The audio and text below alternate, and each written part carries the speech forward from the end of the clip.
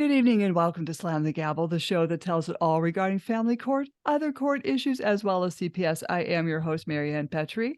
I have a return guest back on. I have Thomas Pepe back on.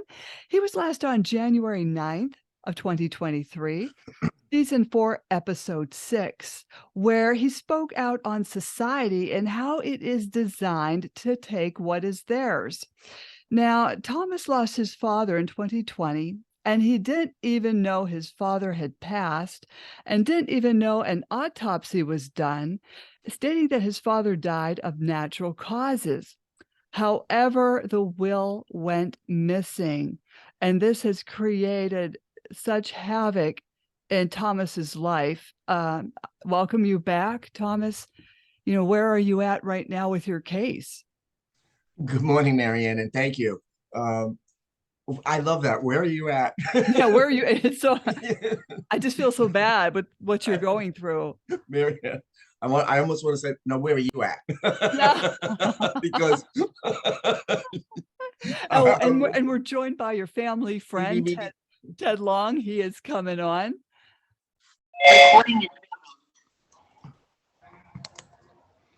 Ted, yeah, I think he. Hey, how you doing? Good. How are you? Hey, do you have your video on? Oh, hold on, let me get my video on. The button. Click the button.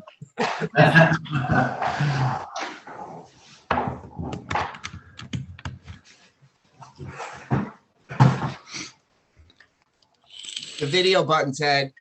Oh, I know, I got it. I don't know how to use it. No, I'm kidding. There you are. Hello. Good morning, Ted. Hey, good morning. Hey, thank you for joining us and supporting Thomas like this during this court issue he has going on with this will. Oh, thank you for having me. Yes. So, Thomas, what is happening now with your case?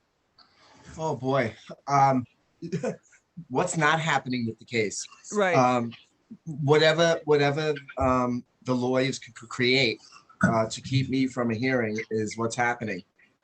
This week was actually pure hell, as I have a hearing scheduled for February 1st. And if we can go back, January 3rd, I was supposed to have a hearing. And as we were entering the hearing, as I sat there for 45 minutes, the opposing party's attorney canceled that hearing. They wanted a judge instead of a magistrate. And as we're sitting there, it was canceled. So I was very upset because I waited 2 years for that hearing. And right. I've been waiting a long time to tell my father's side of the story. And the opposing lawyers and my lawyer, I learned, are working together to make sure that I don't get to tell my side of it. And that's where the crime and the crimes and the wrongdoings come in. Mm-hmm. What I'm finding is it's the lawyers that create this havoc and create this these situations to inflame and to fan the fires of the already horrific situations that us family members go through. When we lose a loved one. Like you said, my father passed away in 2020, and I haven't even started to mourn yet. But that's going to come later because right now I have to do what I have to do for him. Mm-hmm. And so where we are now is that, like I said, they do everything they can to keep me getting from a hearing. Right after my January 3rd hearing, there was a deposition scheduled for January 13th, in which my lawyer and the opposing lawyer did everything they could, but practically hit me over the head with a frying pan and, drag me into this hearing, which I totally refused. Because it doesn't make sense for me to be deposed when I haven't had a hearing yet. Mhm, of mhm. the sale of a contract. Here's another thing. I've purchased 6 houses in my lifetime. I have never had to have three contracts written and rewritten. Mhm. I have never had 13 people to get the sale of to buy a house, right? It was myself and a realtor, Yeah. and maybe his attorney at the end. And so what they do, I call it the in and out. In my case, and this starts from my sibling Stephen, uh, in and out, in and out. So the first group of people go in, and they have they do a certain amount of deeds, and then they're pulled out, and then a second set is sent in to complete whatever the task is, and each set doesn't know what the other one is doing. So when you go to try to find out who did what when, nobody knows what they're talking about, Mhm. and it's so confusing that you give up. It's that Or go ahead. Or you think, oh, it's a mystery. My twin loves to say, it's a mystery. And I keep saying, there's no mystery in life. Mhm, mhm. There's an answer. It's like they create an element of confusion, Yes. and this is what drags all these cases out. Yes. And this is how they make their money. Mhm. And they switch little words around. They were calling the deposition your deposition. And I'm saying to myself, I don't say it to them, right? But I'm saying to myself, my deposition. Yeah, I didn't ask to be deposed. right. And that's how they do it. Mhm, mhm. Your deposition. So you think that you're going in and you're going to depose someone. No, they were going to depose me. They were going to get rid of me. And you did not participate. No. Another thing, I had my attorney and I had discussed over the phone what reasons are for not attending a deposition, because I asked them what are some reasons, because I wasn't going to go. And I had said, well, maybe one of them is I'll go to the doctor, because I suffer from PTSD. I said, and this is certainly stressing me out. I said, I'll go see my doctor, and I'll give you a doctor's note. But then I thought about it after we hung up. I thought about it, and I had sent him an email, Mhm. and I asked him to please use these words in my email, attend the deposition, because he was going no matter what, attend the deposition on my behalf and read this email to the court reporter. And it talked about the wrongdoings and the criminality. And that as a court-appointed administrator, I could not attend the deposition in the best interest of the estate because of my findings of wrongdoing and criminality. And instead, he went to the deposition and reported I was sick. Not only did I send that email to my attorney, Uh-huh. I also sent it to the opposing attorney. Oh, good. But he didn't read it either. So the opposing attorney, when I sent him this email, probably 2 nights before the deposition, emailed me back and said it was unlawful what I was doing and was going to have me sanctioned. No, they didn't put any sanctions on you, did they? No. Thank But goodness. he certainly tried to intimidate me and threaten me and make me think and feel, because that's what this is about. These lawyers use words to dictate your thoughts and your emotions. When you have an emotion, you act, right? Mhm. And in these situations, how could you not be emotional when you're talking I about somebody's understand. life, Oh, yes. right? When people tell me, "Oh, don't be emotional," don't be emotional. How are you asking me not to be human? Mhm. How? It's my father, Right. who is no longer here. And I have so many questions regarding his passing, and you expect me not to be emotional? I think you're nuts. Mm, mhm, And I would never deny my emotions, because um, uh, being vulnerable doesn't make you stupid. mhm. It only makes you vulnerable. Right, right. And it only makes you stronger to be vulnerable in front of people, because most people see vulnerability as stupidity. I know better. It's not stupidity. It's just an emotion. Mhm. The fact that I feel vulnerable means I'm sad, I'm hurt, I I'm confused. Whatever the emotion of vulnerability means for you, right? So for me, it could mean a number of things. But I'm not afraid to show that emotion, because that's part of me, Mhm. and I don't deny any part of me, anywhere. Well, and So what they put you through, and from what you have told me before, even in the last podcast we did, and we've talked on the phone several times before we even did a podcast, but Mm, they run people through the mill, mm, and I mean, I'm speaking, I guess, for myself, probably you as well. Correct me if I'm wrong, but they just drag you through these hoops, and by the time you're just so exhausted. mm, mm. And, Oh. and then they Every wonder time you why you're say something. emotional, Yeah. Every time you say something, it's like I can't get the words out fast enough. Exhausted. I think this week, most of the days, I slept 22 hours, because it's almost like you get to this really big, oh my god, and then Yes. it's ripped out Yeah. from underneath you. It's like it's so exhausting, the high and low, that you almost pass out.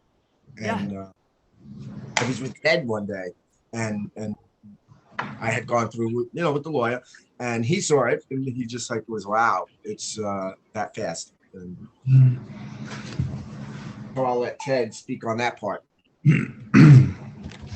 With the part, you mean talk about the part with just the lawyer itself, or? And just being exhausted, and the process of it, and you Oh yeah. witnessing it from a little bit of a distance. I mean, I've seen him from, since his father died back in late 2020. I mean, it's been just an ongoing process and battle with him, where he's like, instead of, like he was saying, instead of being able to mourn and be at peace with all of that, he's having to like fight and dig through all this stuff. And it's just, I've seen the toll it's taken on him, and is like he lives it and breathes it every single day. I mean, it's just a constant battle, a constant just up and down for him. I mean, I've seen like every aspect of it. I know it's very trying for him.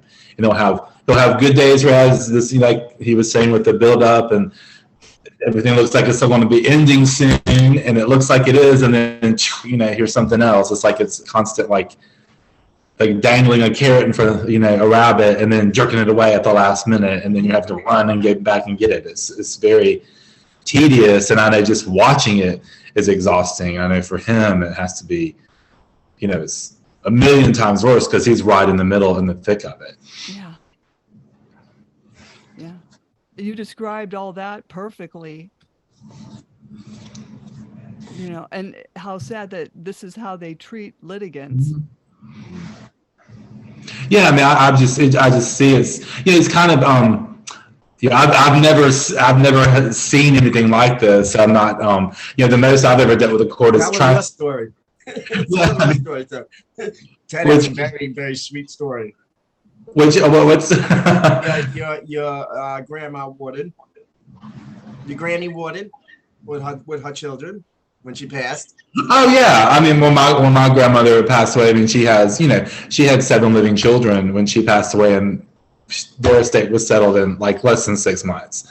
No problem.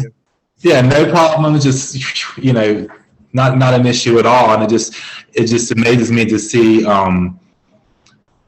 It's very sad, very tragic to me to see family members fighting when they should be pulling together and uniting with each other, instead of like having all these lawyers and the court systems just pull. It's like they're just ripping them all apart. I mean, the most I've ever dealt with a court was a traffic court. So I've never in my life seen the how corrupt a lot of it is. It's just it's kind of discouraging that the system is so broken, where it's so much paperwork, so much back and forth. It should just be a much more simple process than, you know, all this. Just it just seems like it's like they get in their own way almost. They make it way too complicated.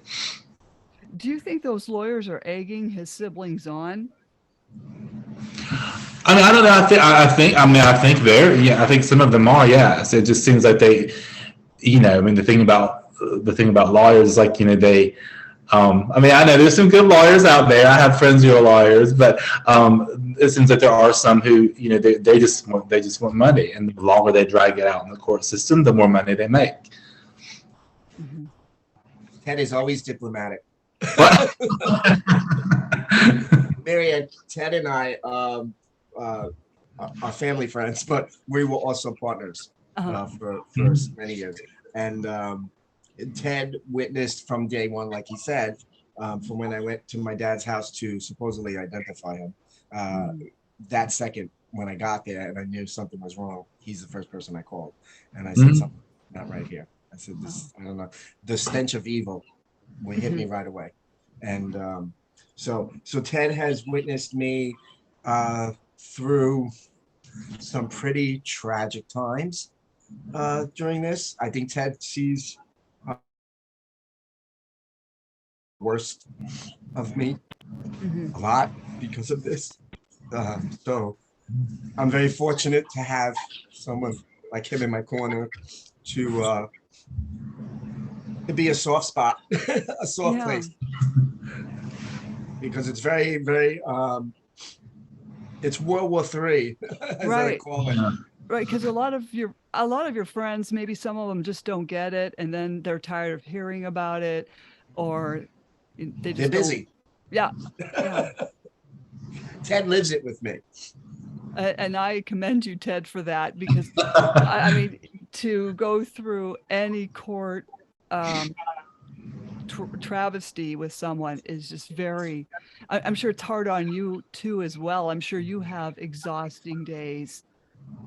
Yeah, it's almost like what, you know, we were partners for seven years, and, you know, we're still very close friends. And it's, you know, I know some of his family members. I've met them before. He took me up to New York years ago. So it's kind of like, it's just kind of disheartening to see, see what they're doing. I just don't understand why they can't just be like, come on, let's stop this and, you know, work this out. But it just seems, it just gets messier and messier.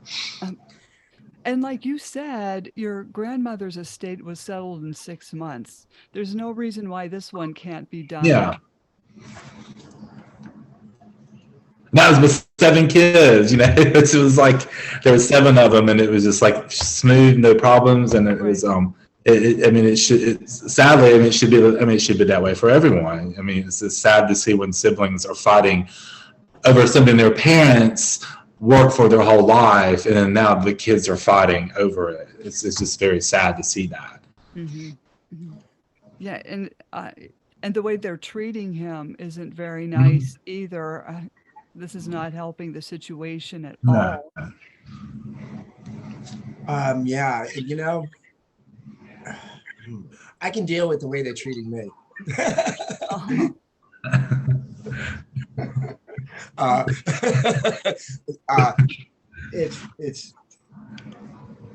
It's how my father was treated that bothers me, because, you know, they're essentially robbing from the dead, and that needs to be brought to light, because I hear so much, you know, oh, you know, he was 80 this, he was 80 that, you know, almost justifying it away, you know, like, well, he was old. Well, yeah, but he was still my father. Right. He'll still knock me out if I'm not doing the right thing. So it saddens me that people are so insensitive, so unknowledgeable, or maybe they just don't give a rat's ass, so excuse my language, about their parents. But I'm very emotional. I'm a very emotional person, I'm a very sensitive person. I shouldn't say emotional. You know, I'm a very sensitive person because everything I do, I care about. If I don't do it, I don't care about. So, and if I do it, I do it 110% because I'm one of four and we're twins. And there's a sense of competition there or at all times. Right. Right. And I'm the best looking one. So I have to. Oh, you are. You are. Yeah. So I have to, make sure. So, the ones that are stirring the pot really are your siblings because they could tell these lawyers, let's just end this and get it done. Yeah, well, now they can't. I'm presenting. Uh, I put a motion in. Okay, so let's go back to where we are. The opposing attorney put a motion in for a continuance. Again, trying to get me to stall my hearing, get the judge to stall my hearing. And so I put a motion in for a motion to deny his continuance based on the wrongdoing and the criminality. And so I was able to get it in there. The whole thing of this, Marianne, I've been fighting for is to get to the judge regarding the wrongdoing and criminality within the probate. And everybody wants me to just get to the table and sign that contract and sell that house. And they all know, but it's what happened from here to, the sale of the house. That's the problem. And I, as the court appointed administrator, cannot go to the table knowing everything that's been done behind the scenes. And they want me to shut up about it. And I'm not. And they want me to be responsible for it. They want me to be financially responsible for it. And they want me to take the beating. And they want me to shut up too. And I'm not shutting up. Are you crazy? Shut up. Oh! Right. It's like you have to stand up for yourself, and your attorney isn't really helping you. No, he's at a neutral position because one of the defendants is now or he may or may not have a conflict with. He will not answer the question. Why won't he? I'm going to ask him, well, do you or do you not have a conflict with the defendant? Why won't he answer? That's a good question. Yeah, I mean, more confusion. or just to be oppositional defiant and not ask to drag the case out. Yes. Well, from what I understand, this particular defendant could be a potentially big client. Maybe is going to bring him more business than I'm going to. I don't know. That's just a guess. I don't know nothing. That's just so wrong. This should have been settled like Ted's a long time ago. Yep. I did everything my siblings asked me to, knowing the will went missing, knowing his house was ransacked, knowing they walked by his body 12 days, knowing all of this. And Ted can testify that I was willing to forgive him. I don't know, and use their realtor, broker, everyone else that they had at his house the day I arrived there. The very first day I arrived with my biohazard team, the realtor, their broker, and everybody else that they had in from the city of Fort Myers on the property of my father's address. As I pulled up, I didn't even know what I was pulling up to, truthfully. Right. But they even made me walk over his remains twice. They purposely staged it so that I had to. And I know it because I was in my dad's life. I knew his habits.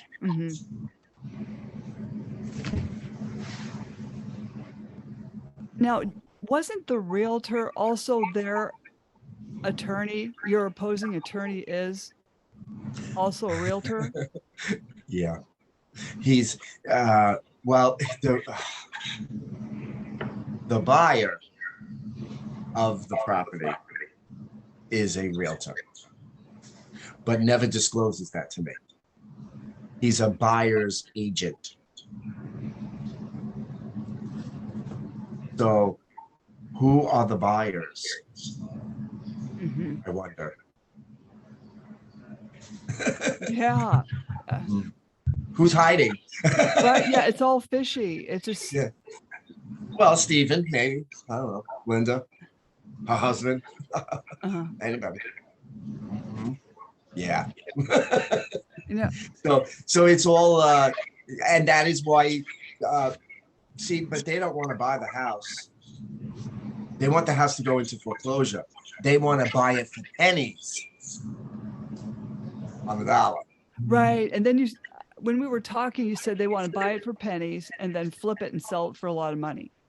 Yeah, and cut me out of my share, Right. have me with the lawyer's bills, and then they're going to sue me for the fraud in the contract that they're going to magically discover after the house is sold.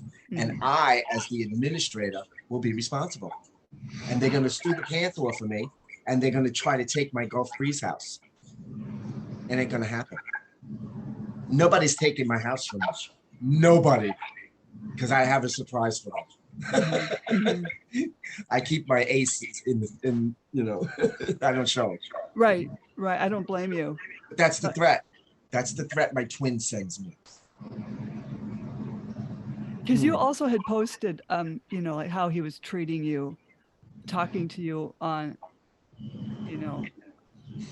this is such a shame because I mean, I'm an only child and I always wanted siblings, but then I hear these stories and then I'm glad I don't have any. Ted's laughing. Go ahead, Ted. Ted has one son.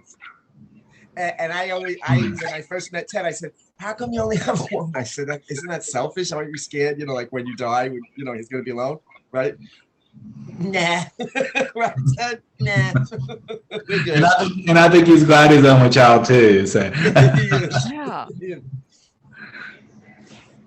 So yeah, Marion, nah. Yeah, it's such a shame that all of this is going on, and shame on these attorneys for putting you through this emotional stress, and you as well, Ted. So, when you watch your friends go through something like this. Yeah, I mean, it's just heartbreaking to watch it. Just all, the roll. It's like a roller coaster ride with him, seeing what he goes through, and it's just it's hard to watch. And and back to what he was saying earlier, I do remember when his father first passed away, he did try to approach his siblings and work something out, and they resisted immediately. It was like this could have been done back in early 2021, and here it is, we're in 2023 now. So it's just a shame that they couldn't just all come to the table and make this resolve this and be done with it instead of dragging it out so long.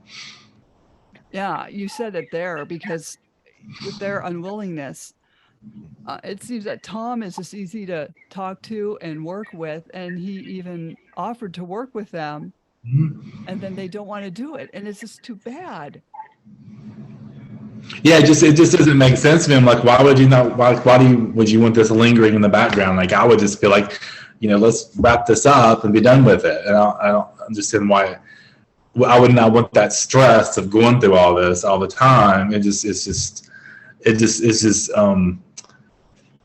unfathomable to me. Like, why somebody would want to do that, really.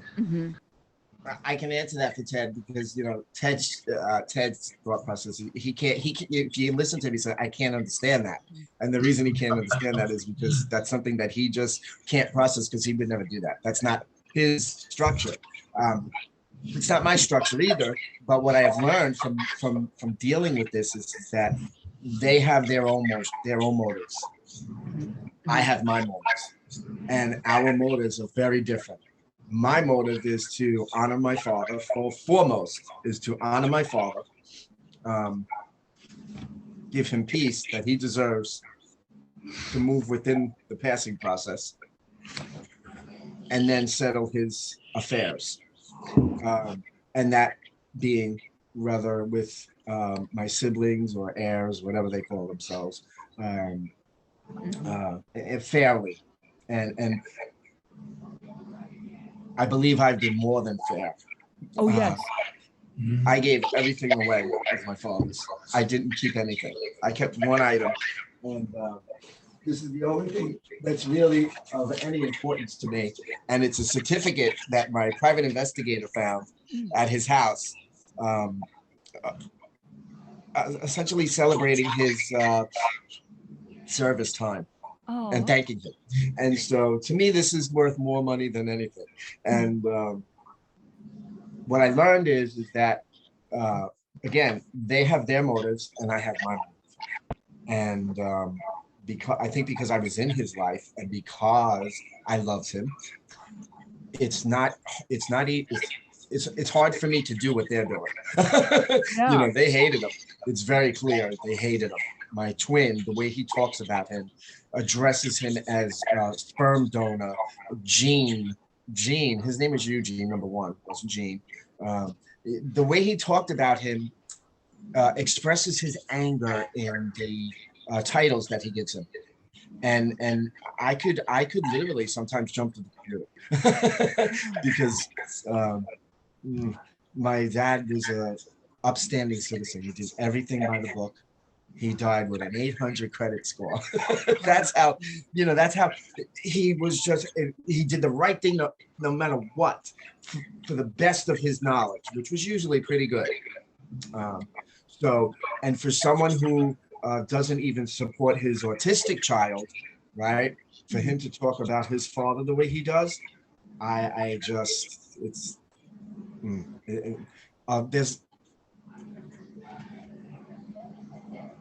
can forgive them to that.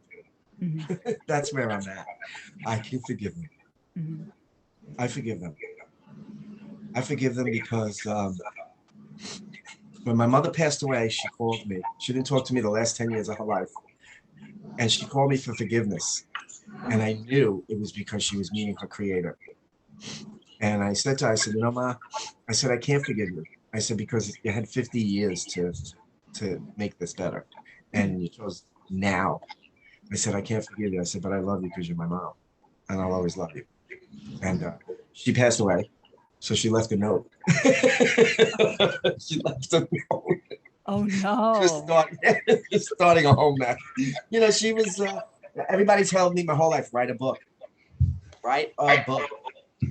Christina. Yeah.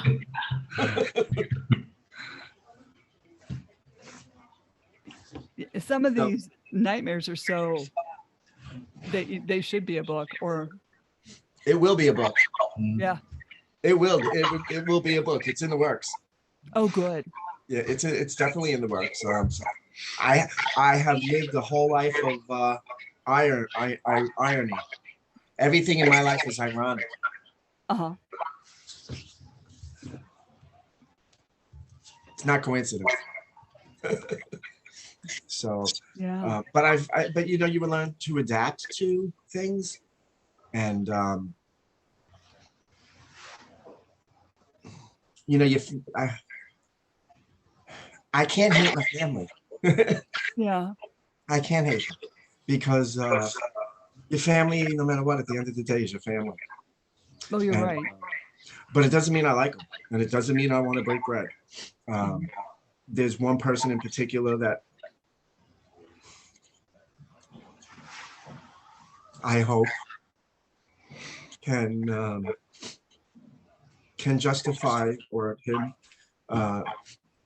their acts and be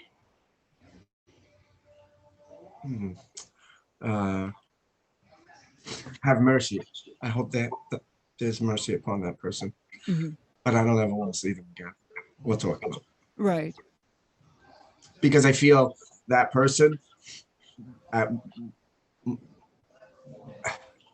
during our younger years was a totally different person, and I feel she's being influenced by the males in her life. And I'll just go ahead in the males of her life because they're dominant, and she's more passive, and I believe she's scared, and I believe that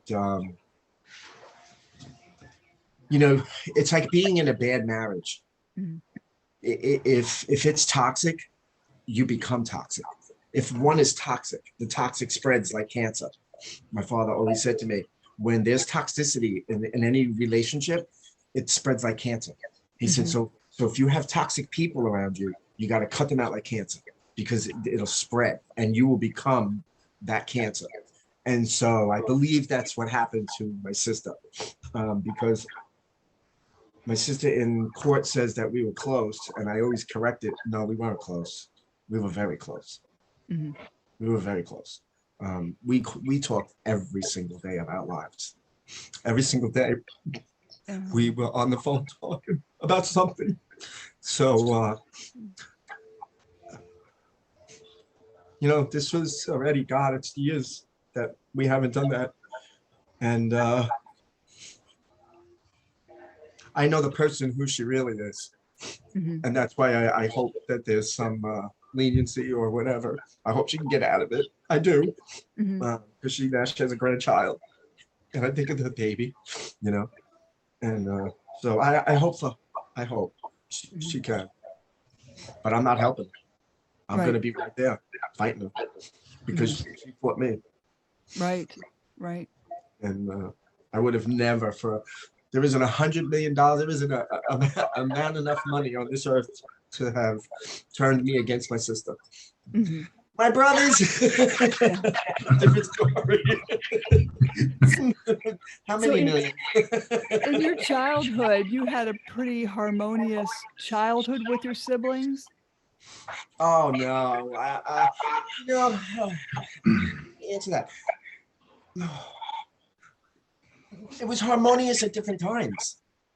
I don't know if you can have happiness or harmony for any given state of time.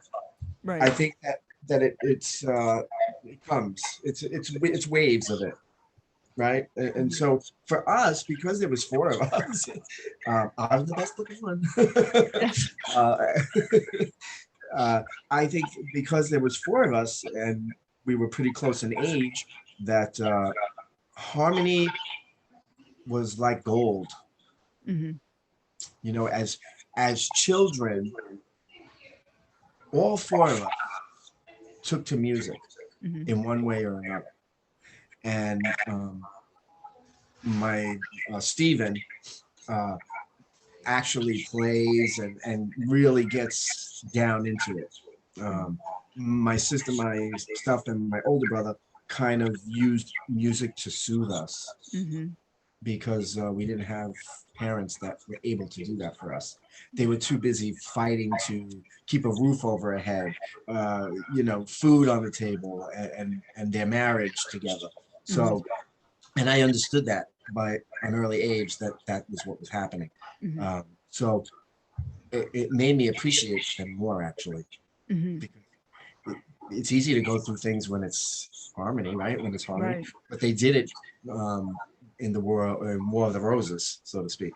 So I actually became grateful to the chaos, because the chaos is where I found as an adult, survived the most. Put me under a chaos, I'll have that baby cleaned, organized, shining. Because that's what I do.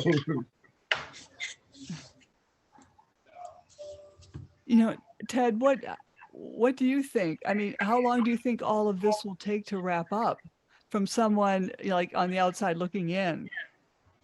I mean, it's kind of hard to say. I mean, hopefully it will be soon, but it just keeps seem to be dragging out, which is a frustrating part. I know, when you think it's almost at the end and then like it drags out more.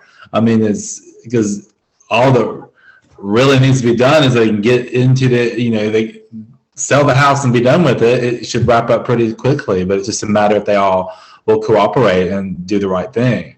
But I mean, I'm hoping it's going to be like very soon, but I mean, I personally can't see what else, what else. I mean, I hate to say that, but what else can they do? It's like you don't want them to find something else to do, drag it out.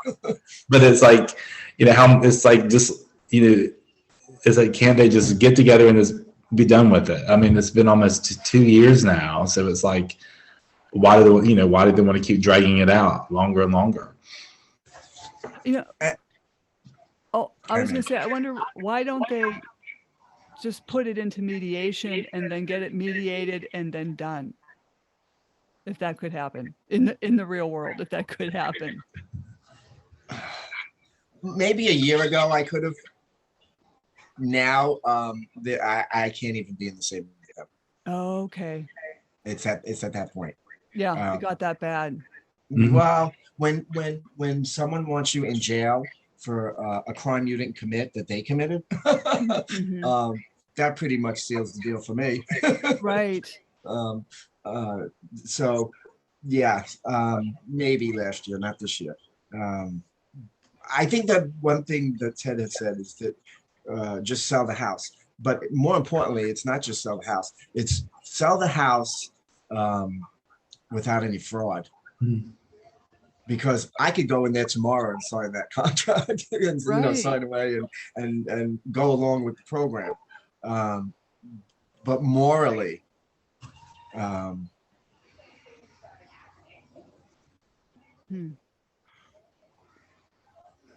because of my father and who he was,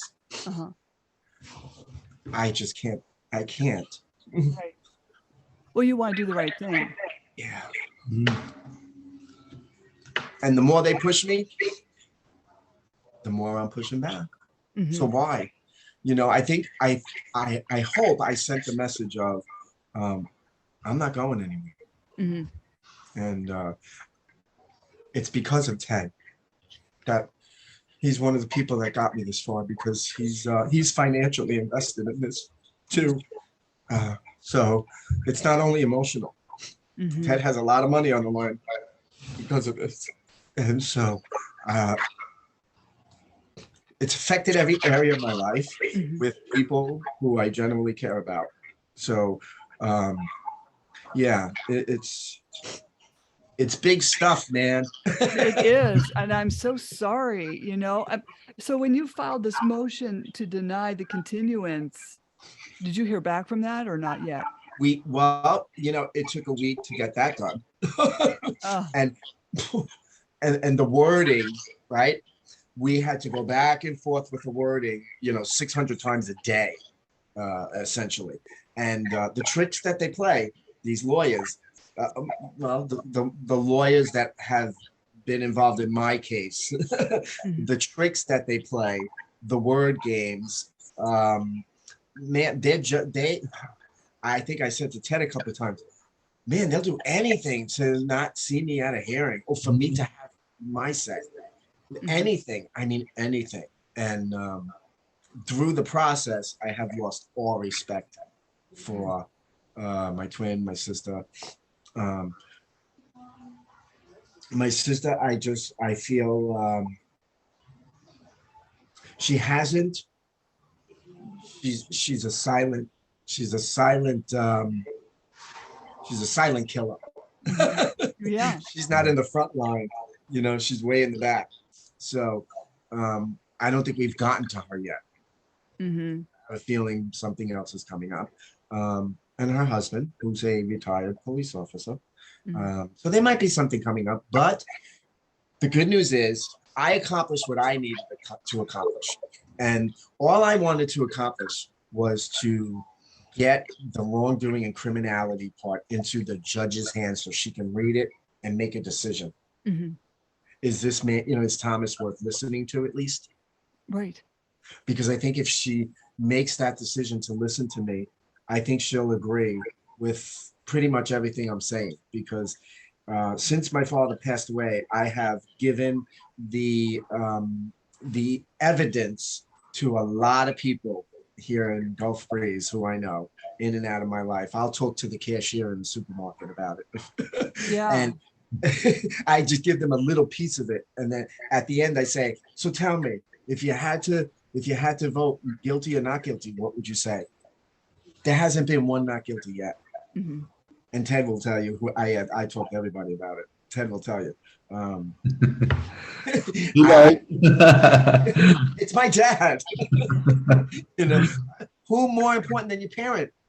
Who Right. is more important than your parent?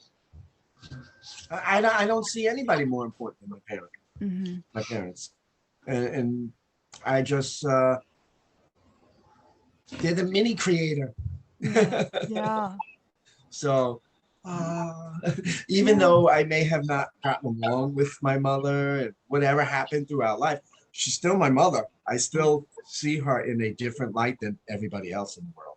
You Mhm. know, I took there was a lot of things that I understood was happening to me in my life with my mother that only my mother could get from me Yeah. because she's my mother. Mhm. And the same thing with my dad. Mhm. My siblings can't get away with what my mother and father did.